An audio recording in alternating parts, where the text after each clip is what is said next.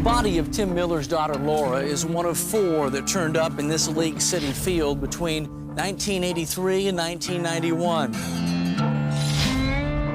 Why don't we want to solve this? This is a big deal here. It was kind of a Wild West. There was a lot of good old boys type stuff going on. I invented drive-by shootings in Dickinson, Texas. Yes, I fought Clyde Hedrick. Wrong place, wrong time, you know, run into the devil sometimes. Now we really have a reason for this to be called the damn killing fields.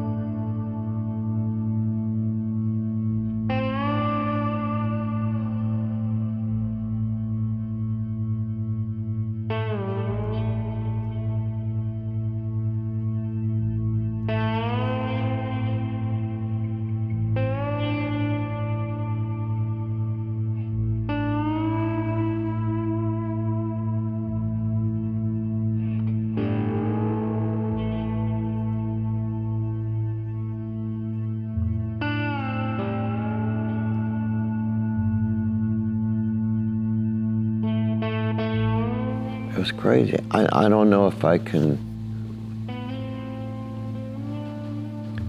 really can't even put my finger on all the emotions that I was going through.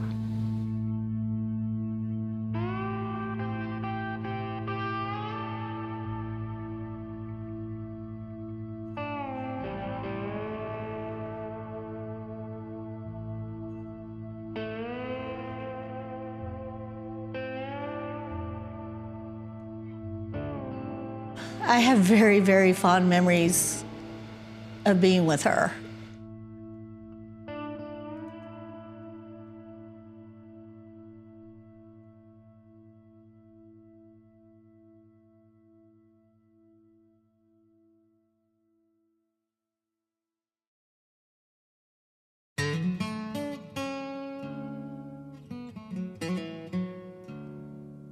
My grandfather was the last person to see her. And she was, bye, Daddy. She had helped him cut a limb off a tree. She climbed the tree for him that day and cut the limb down and helped him work in his garden. So they hung out all day together that day. And he told her that, you know, I'm gonna go home and I'll be at Josie's tomorrow. She just said, I'm going to the store, I'm gonna get a ride. It wasn't uncommon. But your dad was like, no, I'll take you, nothing. Yeah. Oh. Mija, you want to ride? No, Dad, I got it.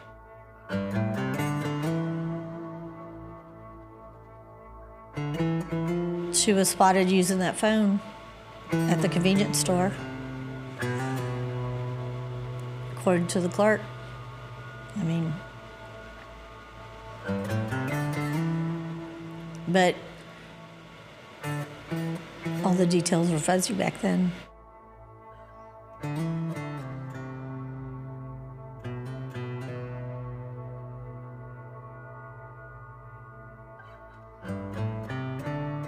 There was no surveillance cameras. There wasn't anybody paying attention. She was a regular, so I don't think she stood out that day in any particular way, except she knew the clerk. She saw her on the phone.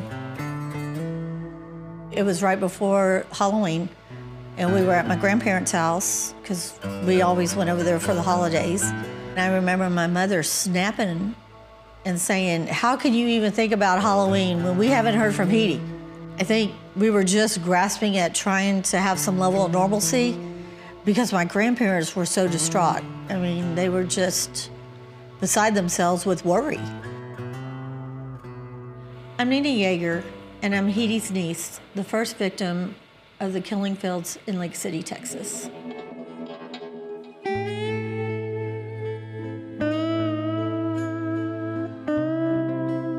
She said, if anything ever happens to me, go to the League City Police because I have friends there.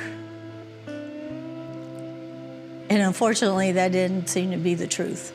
They think that maybe she just ran off with somebody. Well, that's what they wanted to tell us. She didn't want to be found. She's an adult. She just went missing on her own. And she didn't want us looking for her. Don't put out flyers. Don't go to the media. That was a big one. Why? You know, Robert, if I had the answer to that, it would be amazing.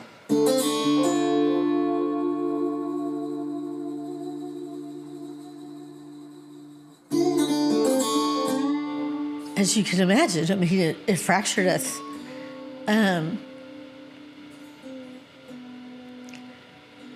It was something missing after that. Not just her physically, but just the light in my grandparents' eyes. It's like it got snuffed out when they found her remains. There was no hope of her coming back.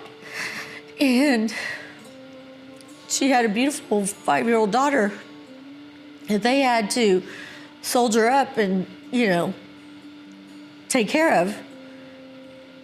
But nothing was ever the same. Holidays, Christmas, Easter, around when she was found, her birthday was April 30th.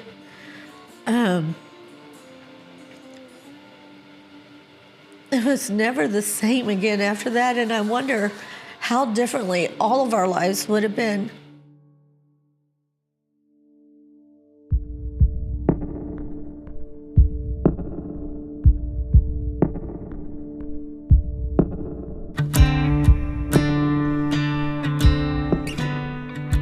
September 10th, 1984, and I'll never ever forget that day. I was getting ready to walk out the door to go Calder Drive in Main Street to work on Calder Center Shop Center, and Laura said, "Dad, can I talk to you?" And I said, "Sure, sis, what's on your mind?" And she said, "Is it okay if Vernon comes over tonight?" Which Vernon was Laura's boyfriend. And I said, "I believe that'd be a good idea." We just moved in this house from Dickinson. Tim Miller, Laura Miller's father, and also founder, director of Texas EquiSearch.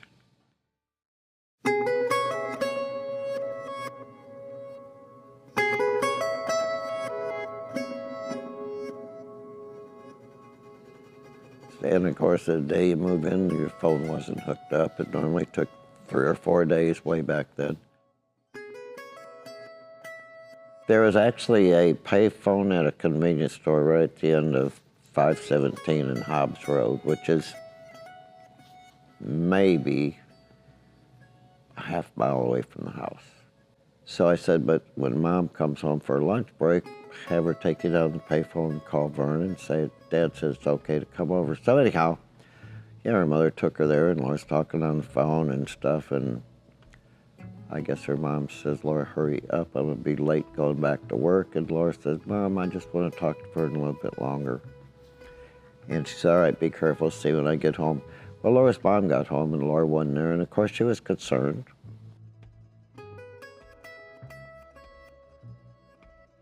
We thought there for a moment that maybe Vernon got there a little bit early and the kids were out walking, because they'd say, walk and walk and walk. Oh my God, the kids walked a lot. Then we got a knock on the door and it was Vern. And we said, where's Laura? And he said, well, I don't know. She said I could come over. We panicked at that moment, but again, not to the point that I think Laura was murdered. Laura had a seizure problem. She had to be on her medication twice a day, and we said, oh my God, she was walking back from the store. She had a seizure, somebody took her to the hospital. So we went to Clear Lake Hospital, we went to St. John's Hospital, and no Laura. The next morning, we reported her missing in the League City Police Department. And you know what? I'm not out to slander police departments, but I'm just going to tell the truth. And when I reported her missing, I'll never forget this detective literally rolled his eyes at me. And he said, well, you know, y'all just moved from Dickinson to League City. Laura just turned 16. You know, that's a age when they run away. And I said, well, even if that's the case, Laura's in trouble because she has to have her medication twice a day or she'll go into seizures.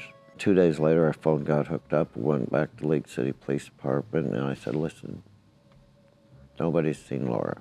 Here's our phone number. I said, now I'm really, really concerned. I said, because 5, 6 months ago, the body was found somewhere off of Calder Drive. I said, this is a small town, this stuff doesn't happen. I said, would you please tell me where the property's at or please search it? Same detective. And he says, yeah, that girl Heidi, she worked at a bar. Somebody took her out after the bar closed to have sex. She did give up sex. They murdered her, threw her out. Isolated incident. I'll never forget the words. Isolated incident. And they said, don't talk to Heidi's parents because they're trying to get over Heidi's death. Go home, wait by your phone, Laura's going to be calling. So I went to the police department the next week, went to the next week, went to the next week. The job went to hell. And, you know, life just started turning into shambles.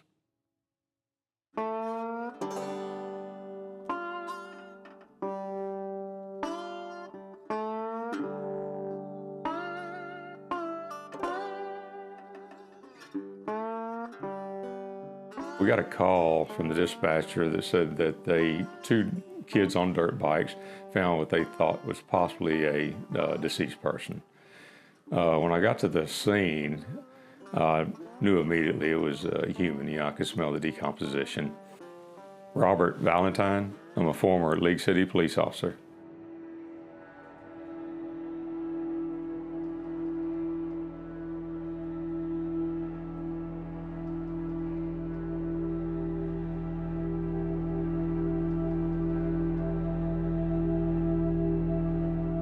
I could tell it was a female, long, dark hair, auburn hair, and I didn't want to get that close, and I just wanted to, again, back off, but I knew what it was, and it was kind of eerie because I'm looking around and I'm wondering what else is out here. I notified the dispatcher and asked for Tom, the other officer, to come by the scene, and when he did, we started securing the location, and there was a point where we just kind of scattered, moved out a wider area.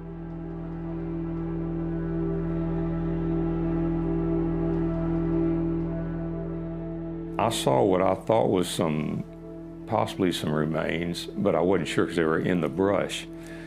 And I'm looking, and about that time, Tom called out he had found a skull. And I thought, oh, this is another one. What do we got here?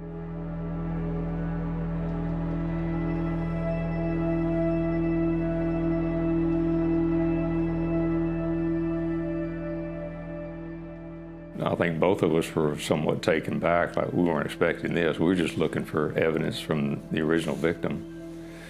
And boom, we found the second one. And there we backed off and said, okay, that's it. We're not going to touch anything else. Who would have done this? Who came out here? It had to be someone who knew the area or someone who frequented that area, possibly.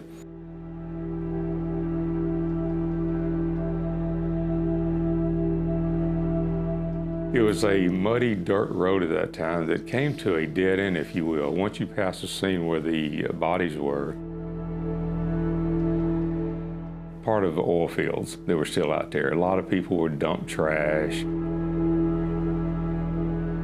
Unless you would have gone out there quite often or maybe knew that area, you wouldn't know where it was going. So the thoughts were, we got to secure the scene.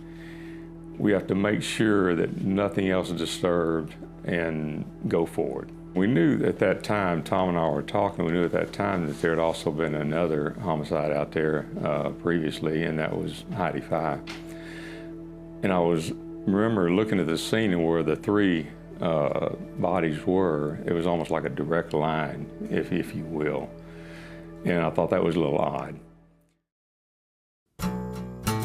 When they got Audrey's body, he put her in this big vat with boiling water and, from what I understand, kind of like an acid soap solution to go ahead and boil all the skin off of her body to see if there's any stab wounds, this, that, or the other. Instead, why in hell didn't they x-ray her? Well, when they was cleaning out the vat, they heard something rolling around, and it was a Federal .22 long rifle bullet.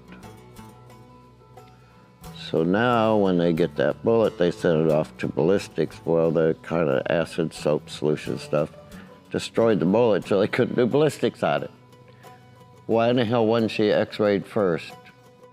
The bullet wasn't there before they put Audrey in there, and the bullet was there after, so obviously came from somewhere in her body or on her body.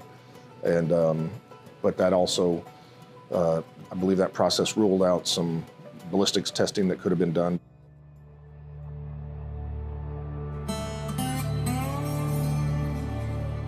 She was probably 5'6", 5'7", and she might have weighed 120 pounds, so she was tall. But she could hold her own. She would, if it had been where she could have fought somebody that was going to hurt her, she would have. I know her well enough to know that. I'm Shirley Love. I am Audrey Cook's sister-in-law.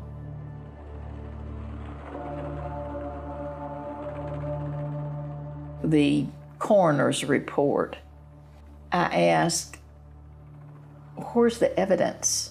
The fingernails were clipped. They're not to be found. That's frustrating because of the DNA that we can have now. If those could be found, that's frustrating as a family.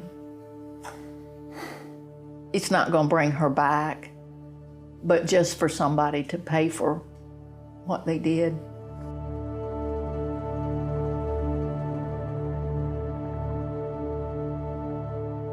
The day before her funeral, the funeral director, who was a close family friend and had taken care of my oldest sister, he actually came and picked me up. He said the day before I went to finalize the program, and he said, "Darling, I'm not going to be able to cremate your sister." And I said, "What?" And she's got 4 or 5 different death certificates, all saying something different. One even said a car wreck. So he said, "I can't cremate her, and I can't authorize this till I get a valid death certificate." There were 5 death certificates, all saying something different, and I found that out the day before her funeral. What? Is this your first time to hear this? Yes, ma'am. Was that coming from the Galveston County Medical Examiner?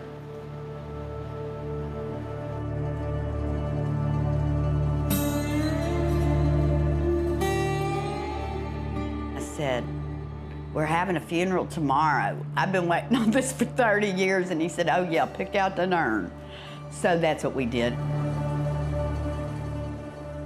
But what I can say to you, it was just like her dying all over again.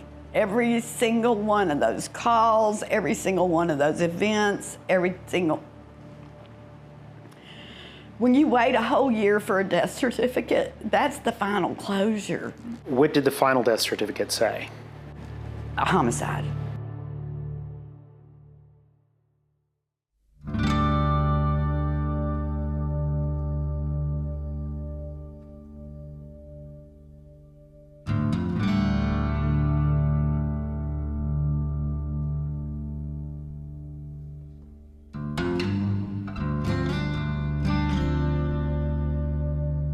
A lot of bad luck in this case.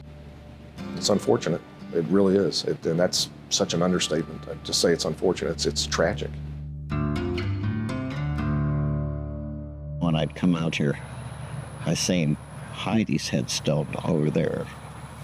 And I would go over by Heidi's headstone and stuff. And one day I came out here and we was putting little trinkets and stuff on Laura's headstone.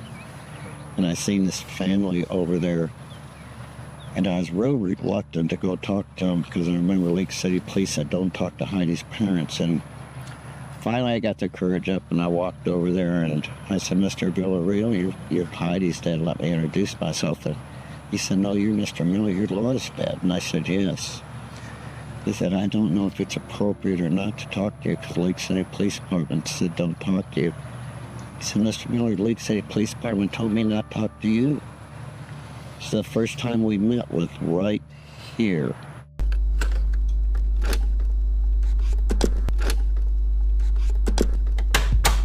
It's still November 11, 1984. I called the police and I asked to talk to Gibson or to Pat. But since they haven't called me, I have to just keep calling them.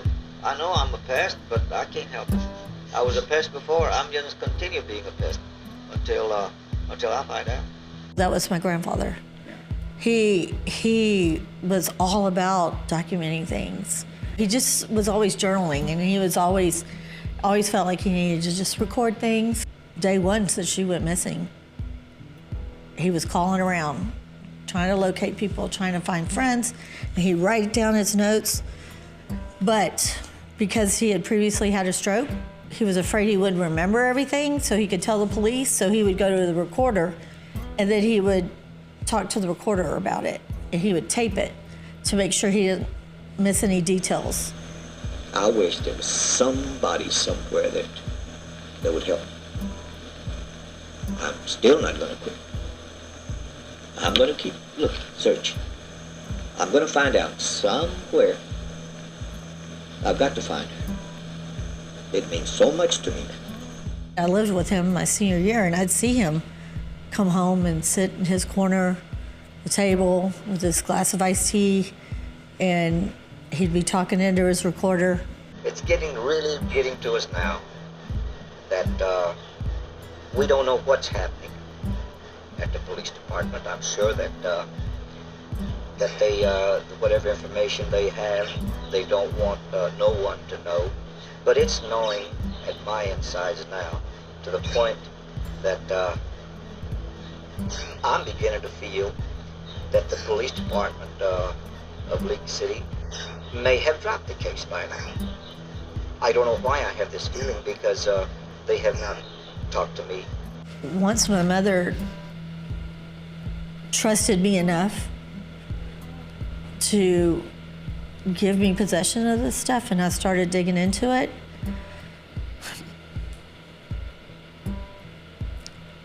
I feel responsible for continuing to not let her murder be in vain, not let her just be forgotten, and not let whoever did this get away with it. I feel it's my responsibility, and it's the responsibility of our family to continue to get answers and justice for her.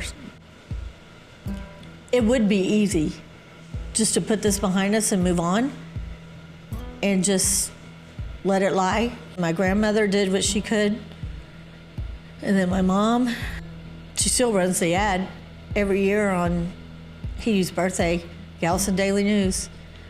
It's been running it for 40 years to honor her on her birthday every year. Boy, if I had enough money to rent a billboard here in Lake City and put her picture, a big picture up there, to help, I'm sure that would do a lot of good. I can't stop hoping. But I feel like, I won't let it go. Grandfather's still looking at me. And he's counting on us. He didn't do all that work for us to throw it in a closet and go, oh well, it is what it is. She was my Aunt Heidi. She was his baby girl. She was a mother. She was a sister. She was an aunt. But mostly she was a daughter, and she was a beautiful light.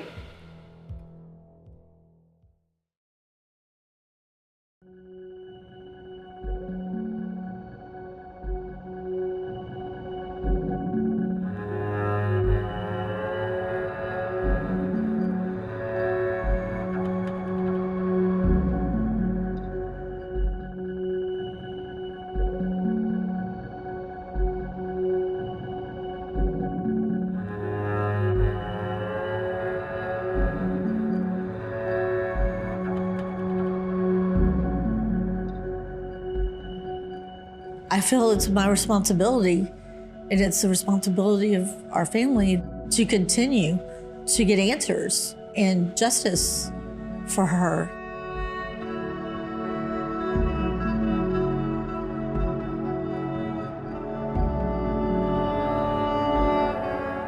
She was family. Somebody has to be her voice.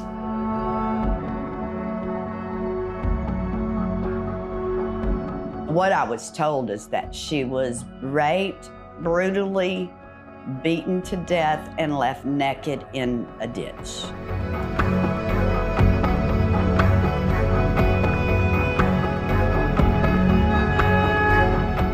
And very, very, very early on, right after Laura's body was found, Clyde's name was brought up.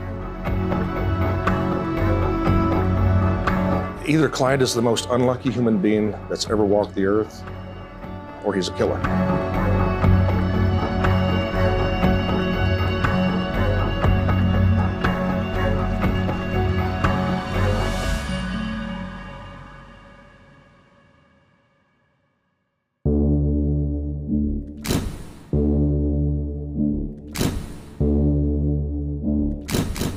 You're considered the prime suspect and have been for a long time in the murders of Laura Miller, Heidi Fye, Donna Prudhomme, and Audrey Cook. Yeah.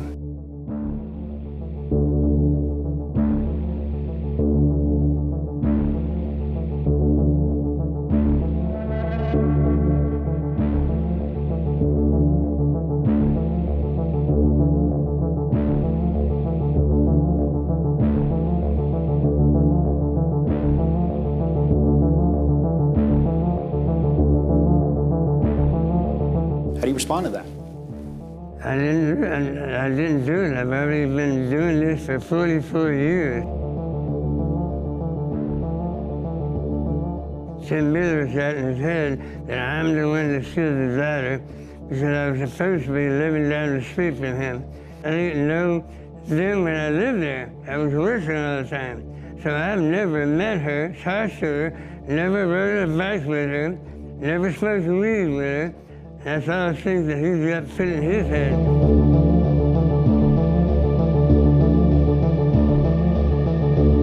Vern, Laura's boyfriend, when they would walk from our house to their little cemetery right on the Dickinson Bayou, which is only 4 blocks away from my house, Laura used to like hang out in that cemetery in the bayou and that. And Vern says, yeah, we'd walk by this house and this guy would whistle at Laura and stuff. And one time he stopped and talked to her, and I didn't like this guy, and so I left. And it was Clyde? It was Clyde. Tim Miller, Laura Miller's father, and also founder director of Texas EquiSearch.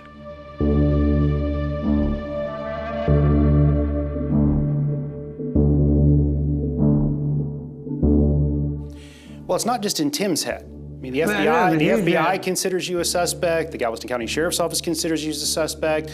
The Galveston County District Attorney considers you a suspect. So it's not just in Tim Miller's head. But he's got most of them thinking. He's got a lot of people public out there convinced. You did live a couple of doors down from the Millers. Supposedly, I mean, I don't know for sure. He said I did.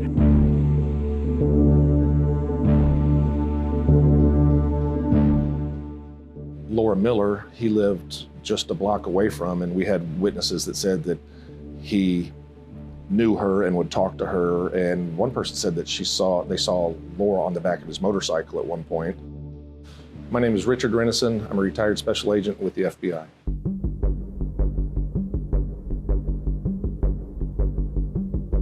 Do you know Heidi Fye? No. You never met Heidi Fye. That's what I remember. Clyde came to her house while I was there with Brandy, her youngest daughter.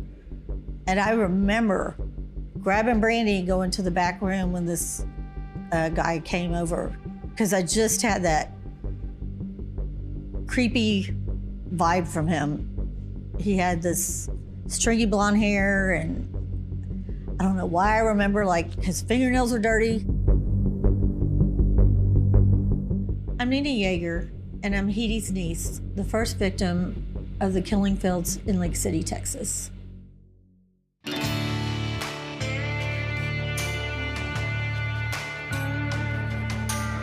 She worked for the Texas Moon.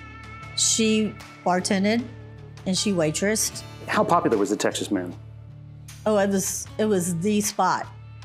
It's where everybody went to dance. Clyde the Slide, as his nickname was. Clyde the Slide.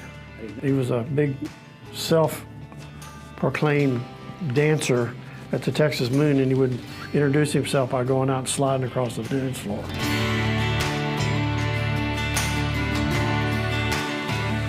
Lieutenant Tommy Hansen, Galveston County Sheriff's Office, Major Crimes Unit, Cold Case Investigations. Clyde was a good-looking guy. He was fit, he was pretty buff, and self-described one of the best dancers out there, and I think he actually did win some dance contests.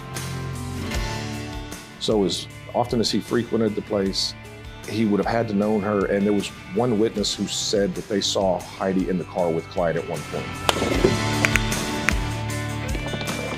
She lived at the time just a few blocks away from there.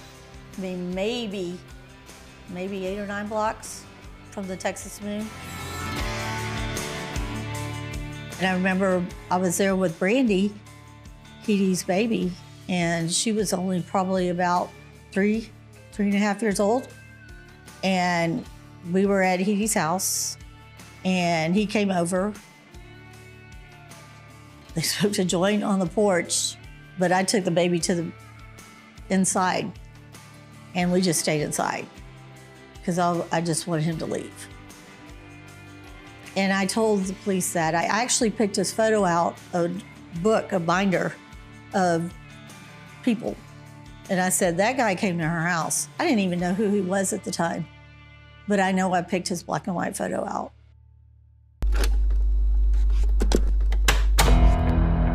She talked about a guy who had killed a girl and had driven with her in the back and finally had dumped the body somewhere. She said the guy's name was Clyde. She also said that she had known Heidi and had seen her with a guy in a gray car. And she asked me if I knew him. I told her I knew just very little of Heidi's friends. What led him to look at Clyde? A mutual friend of Heidi and Clyde's, Cindy Williams, who, may she rest in peace, has now passed, repeatedly told my grandfather, you need to go look into them.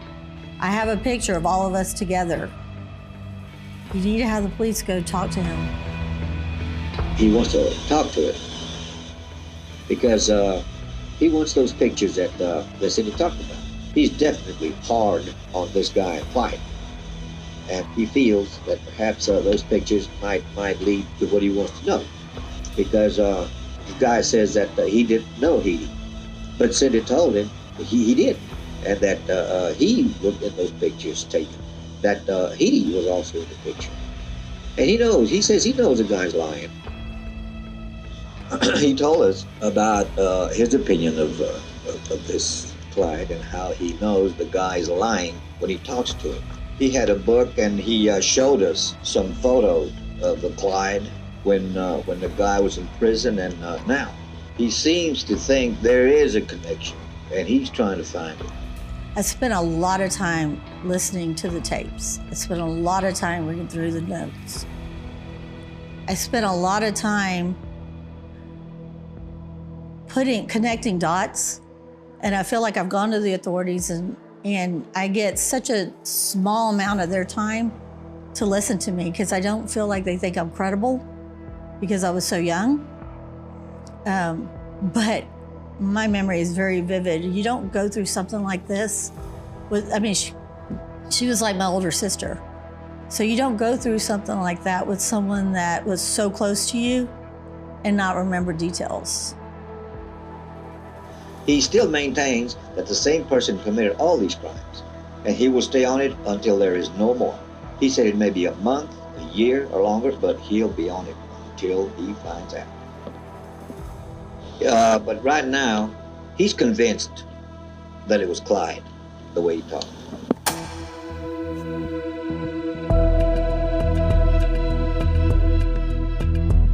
Even though you were Clyde the Slide at the Texas Moon, where she was a bartender, you never met her. I know her from the bar, but I've never done drugs with them. I never hang out with them. Okay, well, but at first you said you had no idea who she was. Now you're saying you do know her from the bar. You said she was a bartender at the Texas Moon. Right. Okay, so, all right, then. But just mention her name doesn't ring a bell to me. Okay. It's just a name. Okay. Do you remember seeing her niece when you were over at Heady's apartment? Her niece? Because she's the one who saw you at Heady's apartment. So she says you definitely knew Heady. I knew her from the bar. I don't know her from no house. What about Donna Prudhomme? What about it? Hi, I'm Diane Gonsolin. I am Donna Gonsolin Prudhomme's sister.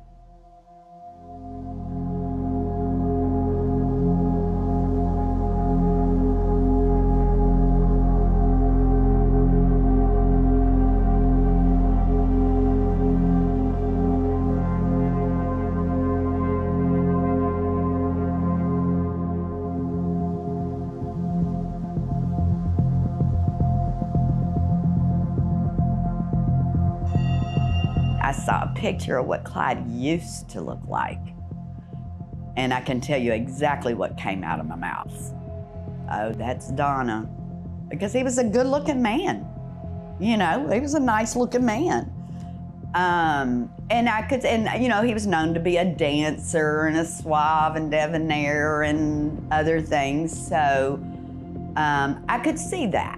I had sent it to his wife, but I didn't know if she was ever had sent Clyde's picture. The picture to Brad's wife. And then I asked him if he had ever seen the picture of Clyde. He says, who's Clyde? Because he stayed out of it too. He knew his mother didn't abandon him. And he said, that's all I need to know. I can go on with my life now. I send him the picture, and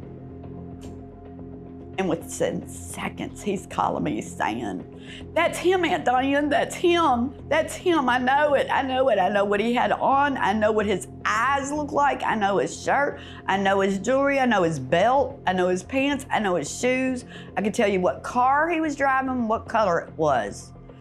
Now, one might think a 12-year-old, how could they really remember this? He has a photographic memory, number one. Number two, when you grow up in a dysfunctional home, you are very in tune with everything going on around you, and you pay close attention to detail. And that's what he did that day.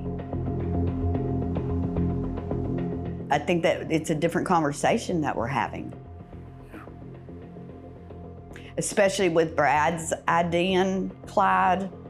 That was her last trip home. Her son said that he saw you with her in Louisiana before she disappeared. I've only been to Louisiana twice, and both times with the wife I'm with now. I've never been to Louisiana before, ever. When he saw your picture and said, that's who was with my mom. If he said I'd seen me in Louisiana, that's sort of but I've never been to Louisiana. I never even heard, I mean, I've heard of it, but I've never been nowhere near it. And so my wife I got now.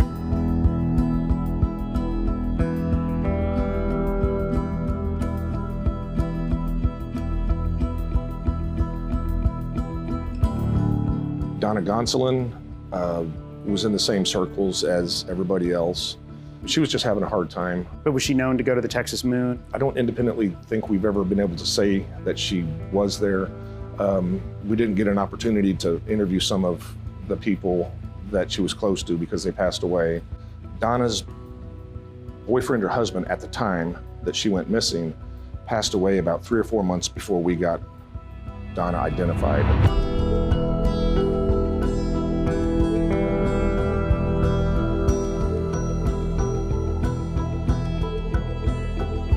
Well, Clyde, you know, he's had a pretty extensive criminal history for lots of different things. Thefts, weapons, drugs, alcohol, aggravated robbery. He's been handled for a bunch of stuff. Texas, Florida. He had a massive ego, everything that we learned about him.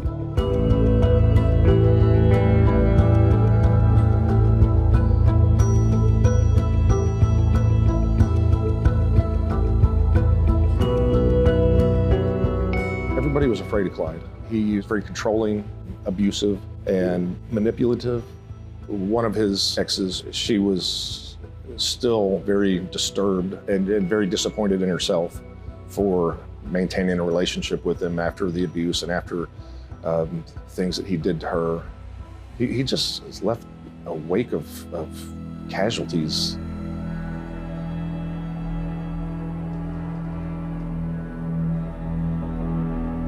It felt like it wasn't a matter if something was going to happen to our lives. It was more like a matter of when. When was it going to happen?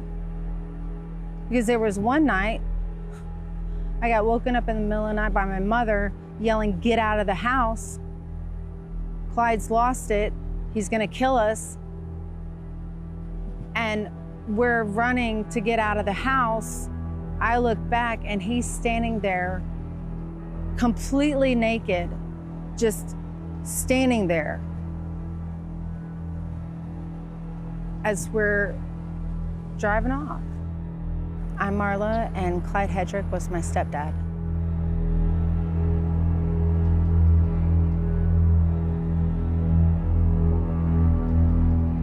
It's very manipulative and calculated. Evil.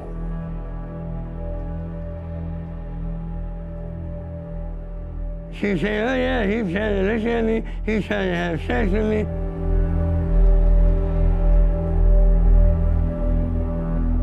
I don't know, Maya and I had been charged with it, and all these people I'm supposed to be so violent to, how come none of them ever filed charges?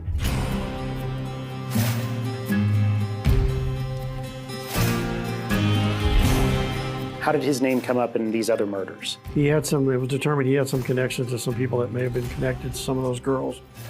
And they had developed him as a pretty good suspect.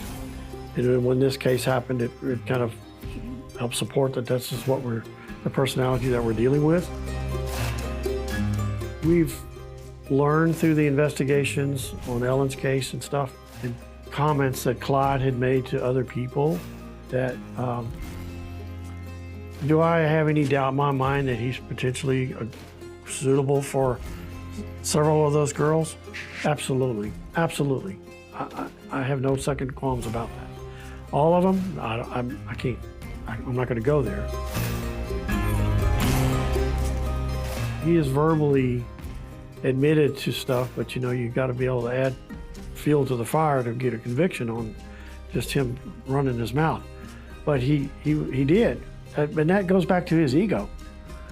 You know, his fellow inmates, he's, you know, running his mouth to them.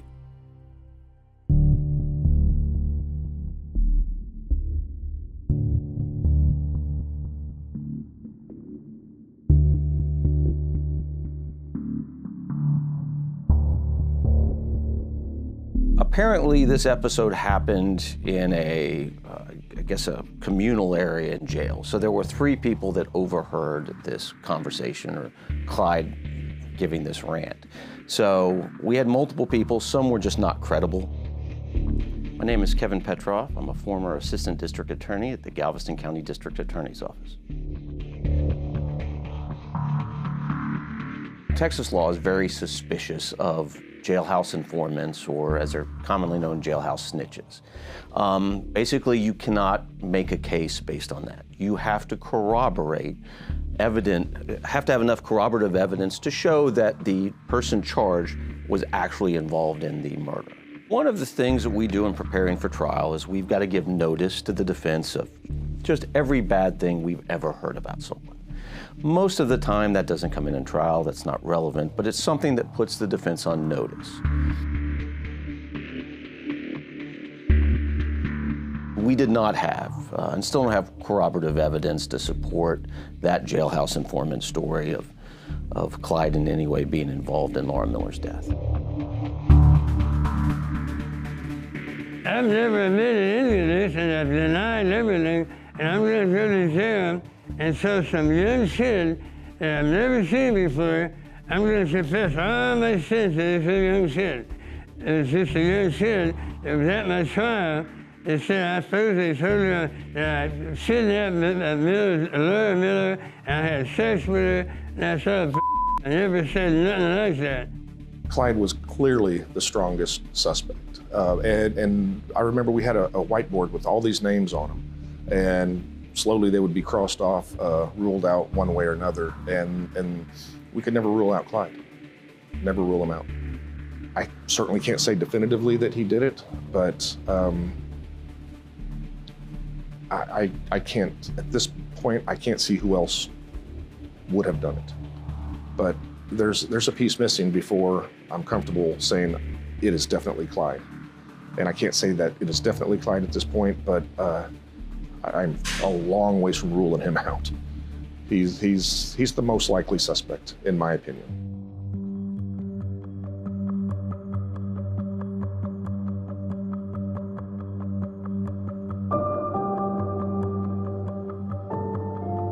I've never been to the killing field they call the killing field. I don't even know where it's at. He claims he'd never even heard of Calder Road, knew nothing about Calder Road. No, we came out here specifically to mow the lawn for his buddy. I was here. He was here. My mother was here. So he knows this place. He will always deny. There were just times off and on, he would just throw things out here and there. And one of the things being how he'll never go back to jail no matter what. What is it about Clyde Hedrick that is so special that dozens of people in multiple law enforcement agencies on the state, local, and federal level want to conspire to make you a suspect? Why are you that special? I don't know. I know two people, Tim Miller, he's just doing it for money, and then my ex-wife got it all started because I divorced her. She spent 3 years begging me to come back. I refused to do it.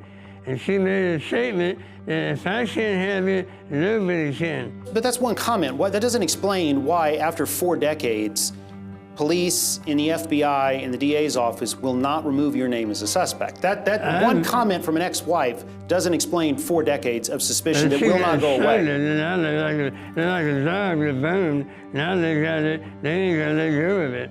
2, 3 years go by, they got new detectives, new ideas, new technology, and they start all over again. They interview me again, cameras, wanting to see if my story is still the same as it was 2 years ago. There's nothing they can take to the DA. They keep interviewing me, same people, each time this person said, they got all these people, I've seen them, if they had all that, I'd be in prison for that.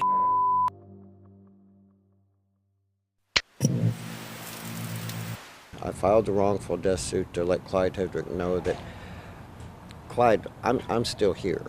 I am still here, and I'm not going to quit, and until the day I die. Tim Miller sued Clyde Edwin Hedrick in 2014, claiming he has evidence that Hedrick is responsible for the murder of his daughter Laura Miller, who disappeared in 1984 and was found in 1986 in what has become known as the killing fields. As time goes by, the more information I get, and the more information I'm continuing to get. I have no doubt in my mind, but Clyde Hedrick is responsible for Laura's murder. Monday morning, a judge granted Miller's request for a default judgment and awarded him more than $21 million in damages. We did reach out to Clyde on several occasions and invite him to tell his side of the story, and told him there was an opportunity to do that, and he wasn't interested. Did he not respond, or did he just say no? No, he responded, and he said no unequivocally. A lot of the evidence we brought forward, we don't want to go ahead and talk about now because we don't want to interfere in the investigation. Miller did say when Hedrick's San Leon home was foreclosed and the owners allowed him access to the house, he spent $6,000 cleaning up the property and boxing up Hedrick's items. When we contacted Galveston County District Attorney Jack Rohde about the civil judgment, he said the criminal cases remain ongoing, but added Clyde Hedrick has not been ruled out as a suspect in these investigations. I was hoping that we could go ahead and do a deposition and ask the questions and throw things that we know at him and stuff.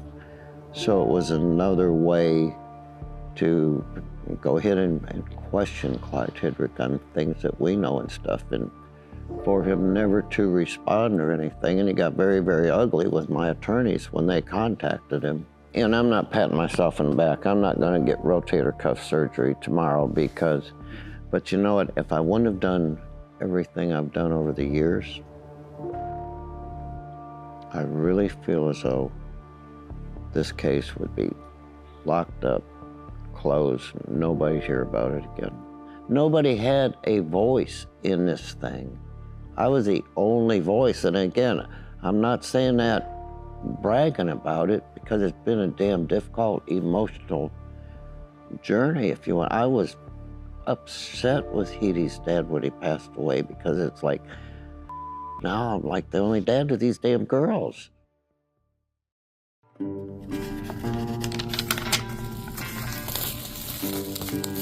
I find it hard to believe that anyone has actually thoroughly gone through all the things that Tim and I have together.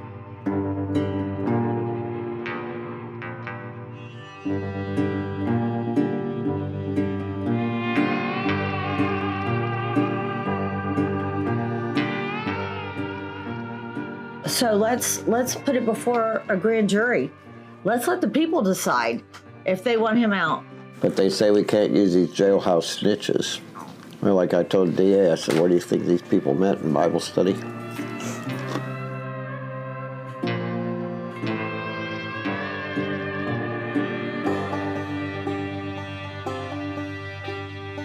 This family out of Seabrook called me one night and said, Mr. Miller, can we please talk to you? And we don't want to bring up bad stuff, but how did you handle your daughter being missing? Because our 14-year-old daughter is missing. And so when I went over to their house and I walked in their house, I seen that look on their face of the helplessness, the hopelessness, and the fear. And it was like, my God, that's how I had to look for 17 months. And the loneliness, and I helped them make some flyers up and everything. We got the flyers out, and they called me 2 days later. Mom did cry, Mr. Miller, thank you. Because of flyer, we got her located, and she's okay. And it's like, maybe there is something I can do.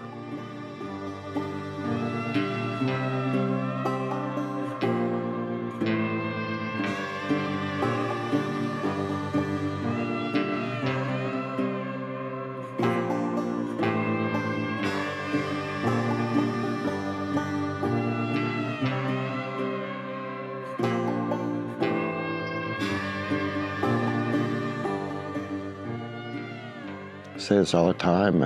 I choked up a little bit. I didn't choose Kprc, it chose me. Yeah, it chose me.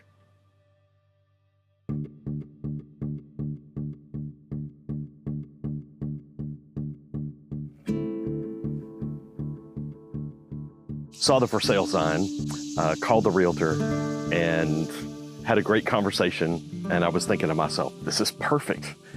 And then he said at the end of the conversation, I'm obligated by law to tell you something about the property. And he asked me if I'd heard of the killing fields.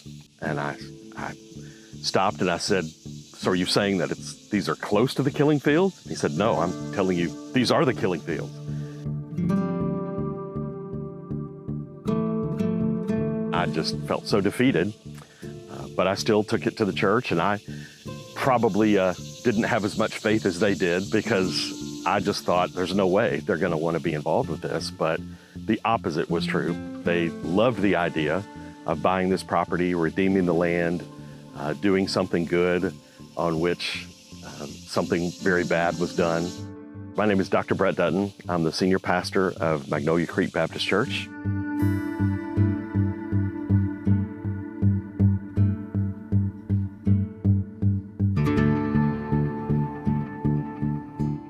We consider this to be holy ground and sacred space, and we will never do anything here. We've got plenty of land, and so we'll just build around it as needed.